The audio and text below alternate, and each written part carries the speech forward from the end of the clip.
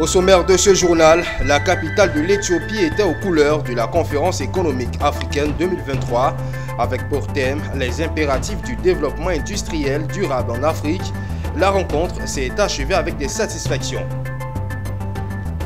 Le ministre de l'Équipement et de l'Entretien routier a effectué une visite de chantier des travaux de construction de la Y4, une visite qui s'inscrit dans le cadre du suivi des travaux d'infrastructure routière en Côte d'Ivoire.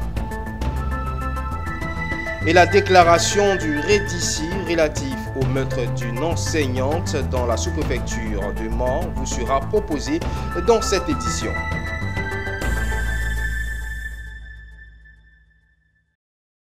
Vous êtes sur la chaîne au cœur de l'information d'ici et d'ailleurs et c'est l'heure du journal. Bienvenue à tous. Du 16 au 18 novembre, Addis Abeba, la capitale de l'Éthiopie, était aux couleurs de la conférence économique africaine.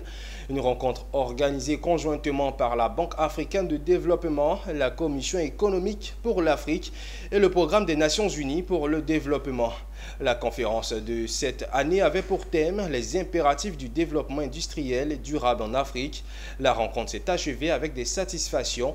Je vous propose de les écouter au micro de notre envoyé spécial Jean-Charles Sibaï.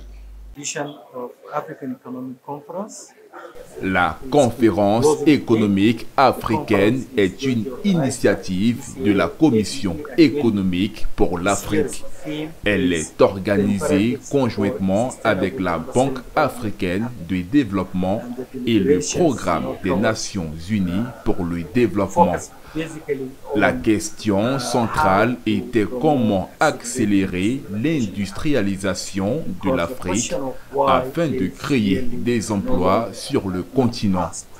Il ressort des travaux que l'Afrique doit urgemment transformer ce qu'elle produit. Nous avons échangé sur comment créer des chaînes de valeur mondiales, comment utiliser la zone économique spatiale pour promouvoir les chaînes de valeur régionales. Il s'agissait aussi de trouver les moyens pour tirer parti de la zone de libre-échange africaine et des technologies innovantes. Nous avons également retenu l'urgence de stimuler le commerce et les investissements intra-africains. De retour en Côte d'Ivoire sur les voies routières d'Abidjan, ce lundi 20 novembre 2023, le ministre de l'Équipement et de l'Entretien routier a effectué une visite de chantier des travaux de construction de la voie de contournement de la ville d'Abidjan, Y4. Cette visite s'inscrit dans le cadre du suivi des travaux d'infrastructure routière en Côte d'Ivoire et démontre l'engagement du gouvernement à améliorer le réseau routier du pays. Michel Brou, Souliat. Estimé à 74 milliards de francs CFA pour sa réalisation, le ministre de l'Équipement et de l'Entretien routier, à la tête d'une forte délégation, est venu constater de visu l'état d'avancement des travaux de la voirie de contournement Y4. La voie de contournement de la ville d'Abidjan est un projet majeur qui vise à désengorger le trafic au sein de la capitale économique ivoirienne. En effet, la construction de cette voie est une étape cruciale pour améliorer la fluidité du trafic et favoriser le développement durable de la métropole ivoirienne. Lors de sa visite, le ministre a pu constater l'avancement des travaux et s'est entretenu avec les ingénieurs et ouvriers sur le terrain. Il a pu ainsi évaluer la qualité des infrastructures en cours de construction et s'assurer du respect des délais prévus pour la livraison du projet. Donc aujourd'hui, on peut arriver à EBMP avec une voie, 2 fois 3 voies. Avant c'était 2 fois 1 voie, mais maintenant c'est 2 fois 3 voies. Okay? Donc c'est 3 voies de chaque côté, 3 voies pour partir, 3 voies pour venir. Donc aujourd'hui l'accès à EBMP en partant donc de la prison civile, quasiment terminé.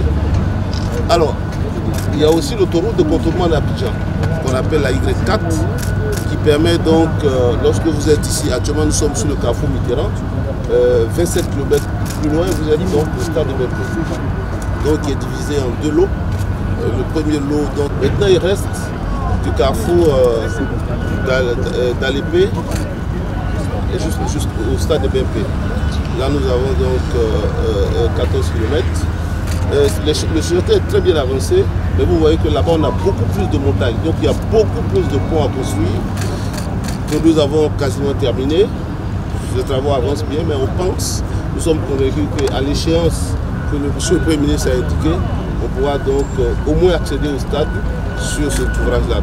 La visite du ministre de l'Équipement et de l'Entretien routier de la voie de contournement Y4 démontre l'engagement du gouvernement à améliorer la qualité de vie des citoyens ivoiriens. Ce projet est entré dans sa phase de réalisation depuis le mois d'octobre 2020. Selon l'Organisation maritime internationale, plus de la moitié des cargaisons transportées par voie maritime sont considérées comme dangereuses. Voilà pourquoi l'Institut de sécurité maritime interrégionale, une école de l'Académie régionale des sciences et techniques de la mer, a initié le projet SafePort, un projet de renforcement des capacités des personnels portuaires des pays d'Afrique de l'Ouest et du Centre en termes de prévention et de gestion de crise. Le reportage est signé Philippe Zabo et Richard Akeke.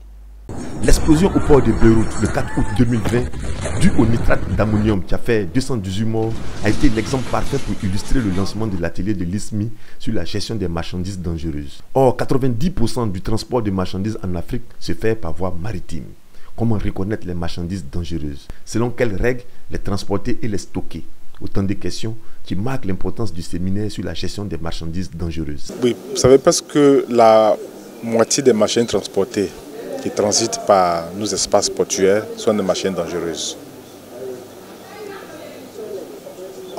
Une bonne partie donc, du trafic conteneur constitue des machines dangereuses, des marchandises qui peuvent entraîner des incendies, des explosions. Au niveau du port de Beyrouth, par exemple, c'était une explosion liée au nitrate d'ammonium. Et donc, il y a plusieurs types de ces marchandises qui transitent et qui servent aux activités industrielles. Et donc, le transport de ces marchandises est méticuleux. Il doit faire l'objet d'une attention particulière qui tient compte de plusieurs aspects, notamment la température, par exemple, les conditions de transport, pour éviter qu'on en arrive à des situations d'explosion ou bien d'incendie.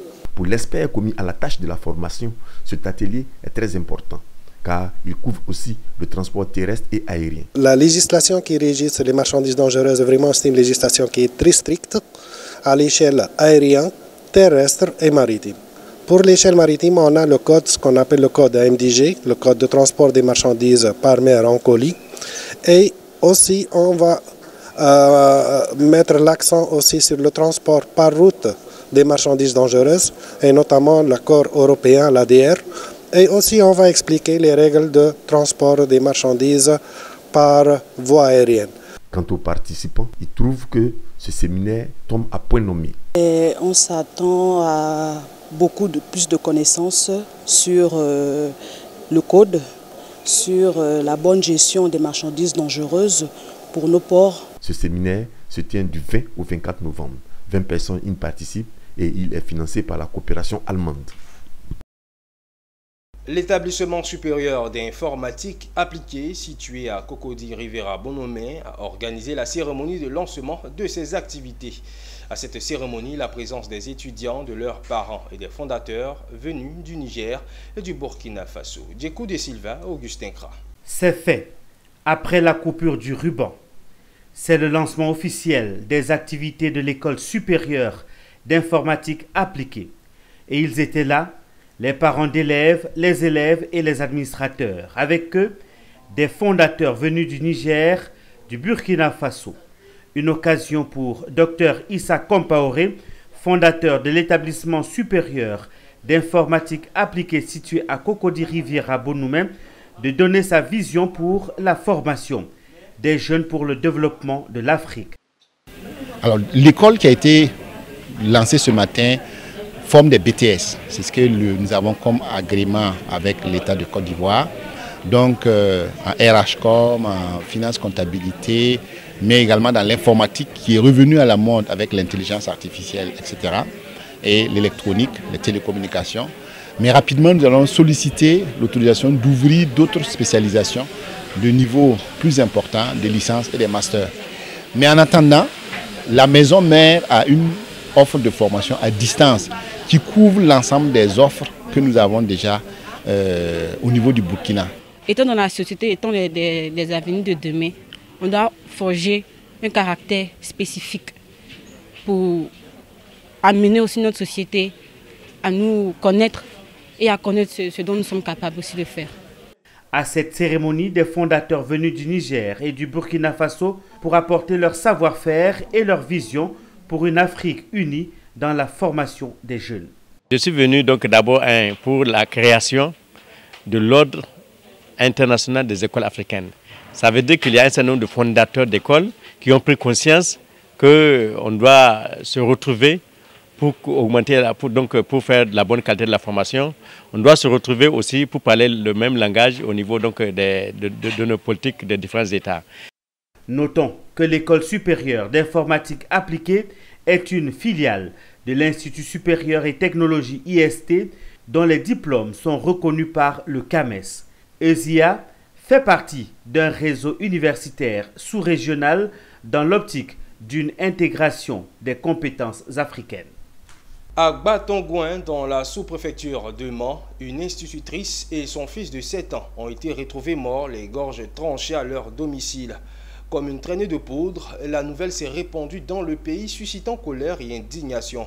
À travers une déclaration ce mardi, le REDICI, Réseau des dynamiques institutrices de Côte d'Ivoire, est également sorti pour exprimer sa part de colère, tout en invitant à ce que la lumière soit faite sur ce double assassinat. Suivons la déclaration.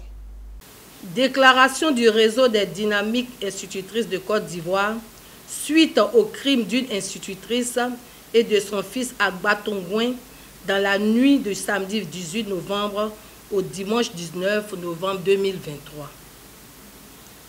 N'ayant pas encore fini de digérer le cas de viol de notre collègue Assamati Gila, que ce lundi 20 novembre 2023, nous avons appris avec consternation le meurtre de l'une des nôtres et de son fils en service à Gbatongouin dans la Dréna de Mans, dans l'ouest de la Côte d'Ivoire. Dame Keke Flavie, directrice d'école primaire à Gbatongouin, et son fils de 7 ans ont été sauvagement égorgés et les soupçons se sont tournés vers ce collègue du nom de Gorebi André Bla Mohamed, car ayant pris la fuite juste après. Nous signalons que lorsque les corps ont été découverts ce lundi 20 novembre, Dame Keke avait encore la machette placée au cou. Le corps de son fils de 7 ans, non loin d'elle, gisait dans une mare de sang et il a été révélé qu'elle était enceinte. Le Bureau national du REDICI condamne avec fermeté cet autre acte de violence et de surcroît un crime digne d'un psychopathe sur une femme, une mère, une enseignante, une éducatrice dans l'exercice de ses fonctions ainsi que son fils. Le Bureau national en appelle donc à toutes les organisations et associations de lutte contre les violences basées sur le genre, ainsi qu'aux autorités, afin qu'elles portent un regard plus attentif sur ces cas de VBG, de plus en plus récurrents et de plus en plus graves sur les institutrices dans l'exercice de leurs nobles fonctions. Par conséquent, le Bureau national voudrait lancer un cri d'alarme à notre ministère de tutelle, le ministre de l'Éducation nationale et de l'alphabétisation, afin que Madame la ministre, Maria Toukone, mette en place des dispositions idoines afin que les institutrices exercent leur métier en toute quiétude. En santé, le ministère de la Santé, de l'Hygiène publique et de la couverture maladie universelle a procédé ce lundi à l'ouverture officielle de la réunion annuelle des programmes nationaux de lutte contre le paludisme.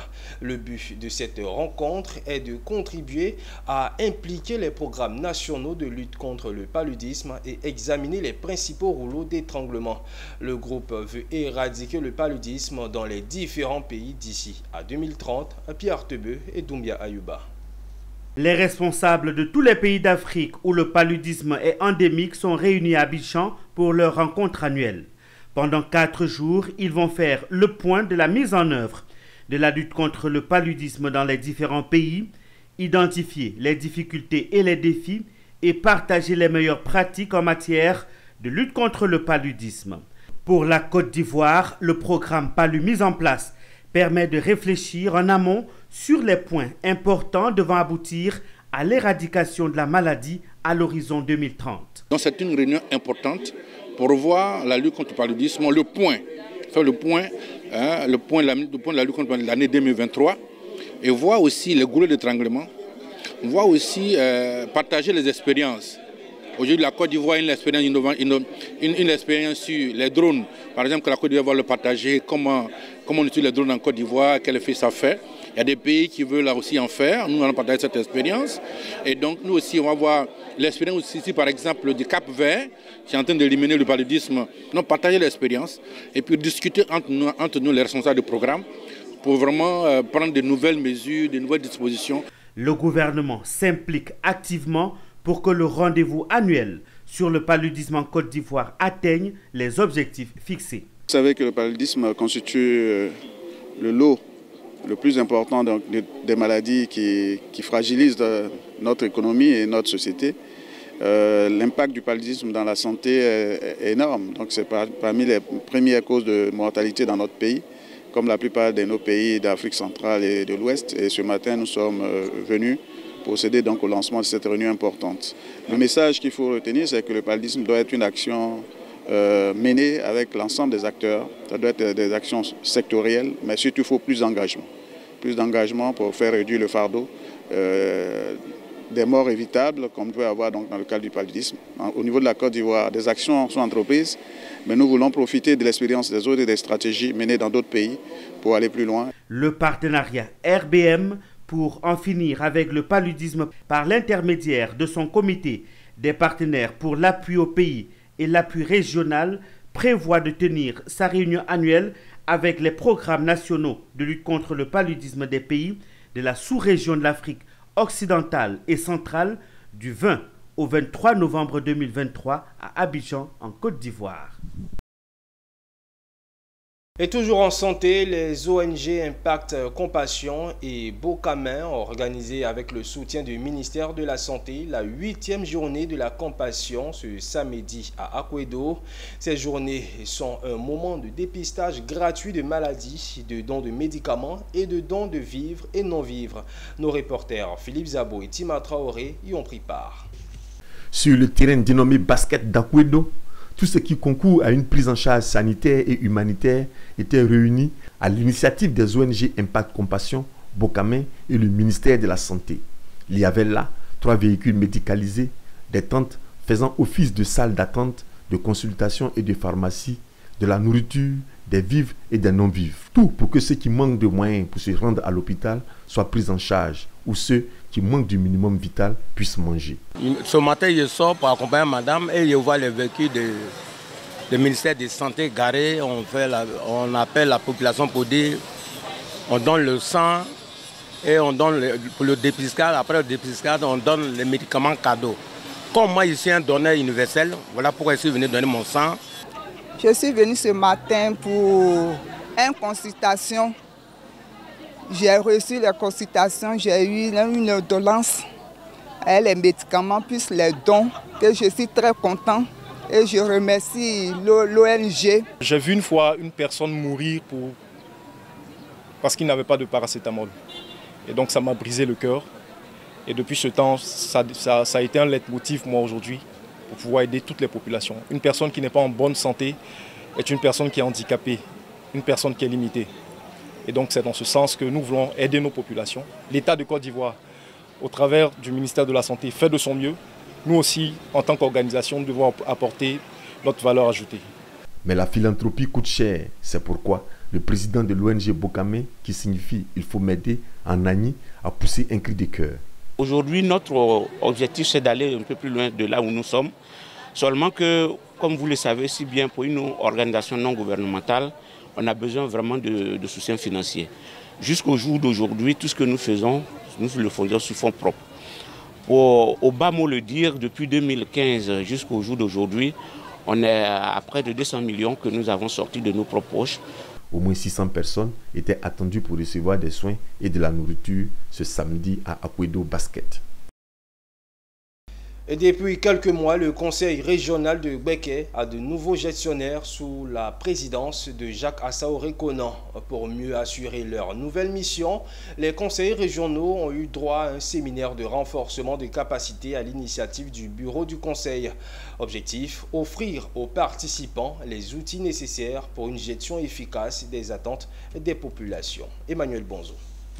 Aux affaires, depuis quelques mois, la nouvelle équipe du conseil régional de Gbeke se prépare à mieux mener sa mission. Pour cela, les conseils régionaux et les membres du comité économique, social et environnemental régional Césaire de Gbeke ont bénéficié d'une formation à l'initiative du bureau du conseil. Ce séminaire de formation vise à mieux outiller les animateurs de cette entité locale afin de répondre plus efficacement aux attentes des populations. Cela constitue le premier niveau de ce travail qui nous aidera à réussir l'implication effective des populations à l'effort du développement local, enjeu essentiel de la politique de territorialisation. Il est important que chacun à son niveau puisse contribuer, mais en sachant ses obligations, ses devoirs et une contribution active au niveau de la population. C'est aussi apporter beaucoup de potentiel aux conseillers pour les permettre d'être très efficaces. Pour ce renforcement des capacités, des experts formateurs issus pour la plupart de la Direction générale de la décentralisation et du développement local ont permis aux participants de connaître leurs missions et compétences, les attributions et fonctionnement des organes du conseil, ainsi que les droits et devoirs du conseiller. Le plan national de développement qui inspire la stratégie de développement et qui permet aux différentes autorités locales également, à leur niveau, de s'en inspirer pour les questions d'alignement et de contribution efficace. Et que c'est également des conclusions de nos consultations au niveau régional qui sont contenues dans ce document cadre de référence. Et il faut vraiment qu'ils s'en inspirent pour qu'au niveau local, la contribution soit effective pour l'atteinte des résultats escomptés. Grâce à cette formation, les conseillers régionaux et les membres du Césaire entendent mieux définir et orienter les actions de développement au profit des populations de la région de Gbeke. La commission de la recherche, de la science, de la technologie et de l'environnement a reçu le lundi à Yamsokro Laurent Tchagba, ministre des Eaux et Forêts, pour l'examen du projet de loi portant code de l'eau. Au cours de cette séance, le représentant du président de la République a partagé avec les sénateurs l'intérêt de ce nouveau test relatif à l'eau qui a été voté à l'unanimité par les membres de la commission. Charles Kouakou et Pierre Tebeu. Face aux nouveaux défis liés à la gestion de l'eau, surtout dans un contexte de changement climatique et de pression anthropique, le gouvernement a initié un nouveau code de l'eau pour garantir une meilleure gestion de cette ressource indispensable. Ainsi, le présent projet de loi portant code de l'eau porté par Laurent Tchagba, ministre des Eaux et Forêts, pour examen, clarifie le cadre institutionnel de la gestion des ressources en eau en remplaçant l'expression « autorité chargée de l'eau » par « ministère chargé de l'eau », tout en lui conférant, en tant que gestionnaire, le pouvoir de recevoir les demandes et accorder des autorisations relatives à l'usage des ressources en eau. En 1998, on a tout fait pour avoir un code de l'eau. Mais lorsque, en 1998, on élaborait le code de l'eau, il y avait des contraintes qui n'existaient pas, telles que l'orpaillage clandestin n'existait pas en 1998.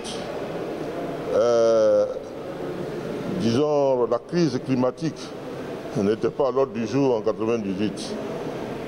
La pollution de nos eaux, tout cela n'était pas d'acuité. Bon, aujourd'hui, on est en plein dans l'orpaillage clandestin. On a la pollution qui gangrène l'eau de surface. Or, c'est cette eau-là que nous prenons, que nous traitons, que nous mettons à la disposition des populations.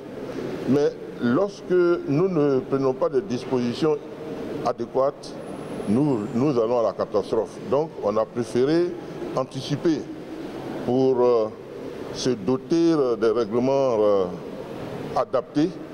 Et c'est pourquoi nous avons proposé au gouvernement, n'est-ce pas, de pouvoir modifier le code de l'eau de 98 pour la rendre efficace et adaptée aux préoccupations actuelles. Au terme des échanges, le projet de loi portant code de l'eau a été adopté à l'unanimité des membres présents de la Commission de la recherche, de la science, de la technologie et de l'environnement. L'utilisation des réseaux sociaux pose souvent des problèmes, des discours de haine, la diffusion de fausses informations entre autres.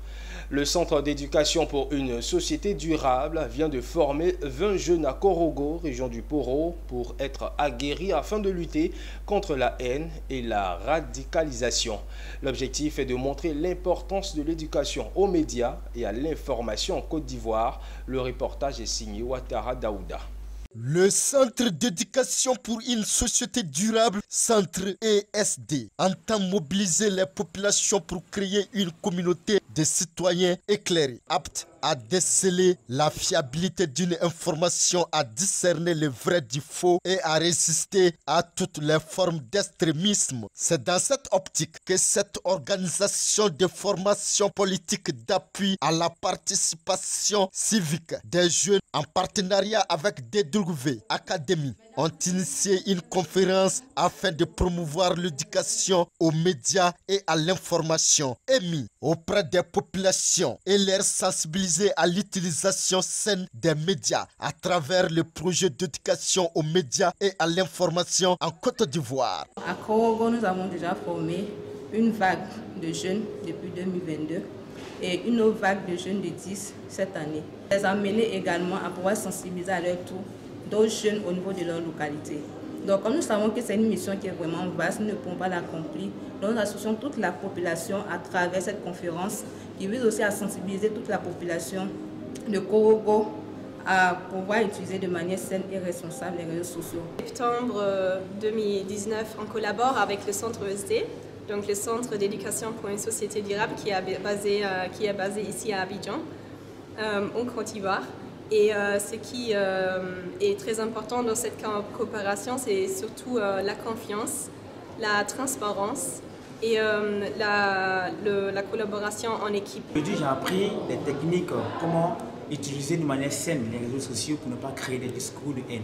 Nous avons appris aussi des techniques aussi, comment agir et comment réagir face aux discours de haine sur les médias. La cérémonie s'est soldée par la remise des certificats aux 10 jeunes ayant bénéficié du 15 au 17 novembre 2023. Une formation sur l'utilisation saine et responsable des médias sociaux et la mise en disposition de la population, le guide EMI. En dehors de nos frontières, en Afrique du Nord, les perspectives sont bonnes pour l'industrie agrumicole en 2023-2024.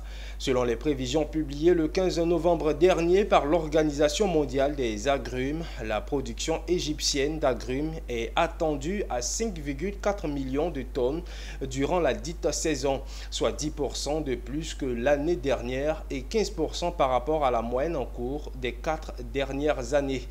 Dans les détails, la catégorie des oranges devrait compter pour plus de 68% du stock avec un volume de 3,7 millions de tonnes, alors que celle des mandarines qui affiche la plus grande croissance du secteur totalisera 1,3 million de tonnes.